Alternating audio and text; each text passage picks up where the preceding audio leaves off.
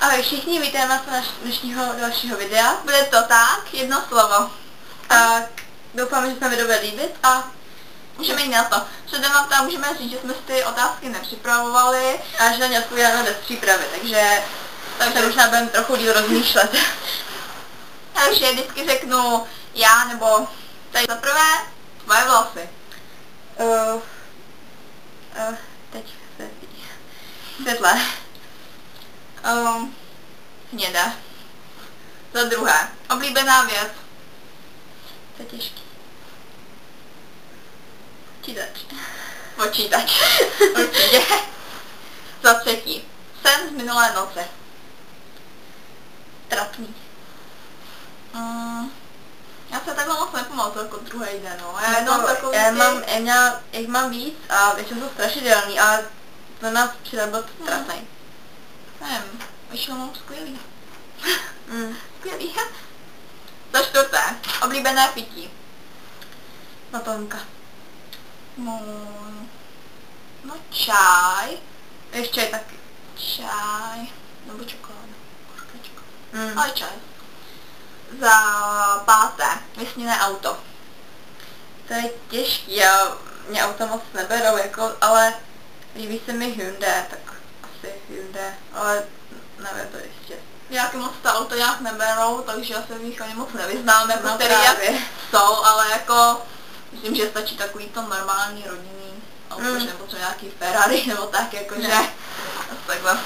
Za šesté, místnost, ve které se nacházíš. Pokoj. Kamarádka. Jak jinak. Za sedmé, tvůj strach. Pavouci. Za osmé, co bys chtěla být za 10 let?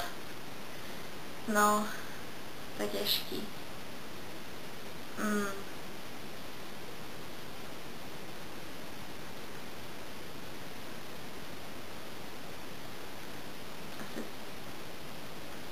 Šťastná, ale nevím, jak mám jinak odpovědět, nevím.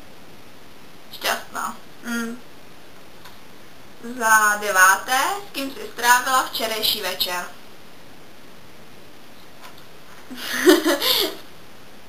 S kamarádkou.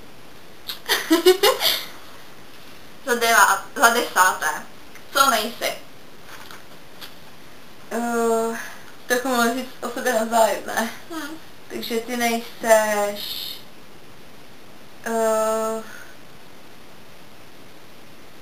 nafoukaná. Jsi namyšlená jako skoro všechny ostatní. Za 11. Poslední, co jsi jedla? Jabko. Čokoláda. Za 12. Poslední, co jsi dělala? Jedla. Za 13. Co máš na sobě? Šátek. Aha, tak oblečení, jako a to je tak všichni. Oblečení, no. Za 14. Tvoje oblíbená knížka. No, všechny moje oblíbené knížky mají název více slov, takže asi Hostitel mě jako napadá.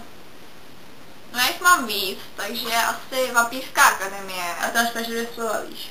To je jedno. Říkám jedno. Kolika jste tam mluvili. To je jedno. Takže jich mám jako víc. A jedna je teda Vampírská akademie a Upíří deníky. Twilight Saga. Taky. Víc jich mám. Myslím, že ten Hostitel, ten je od stejné autorky jako Twilight. Za 15.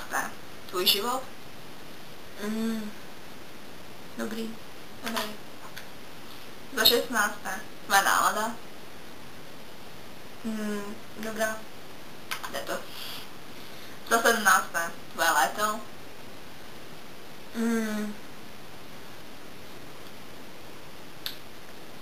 Jo, super.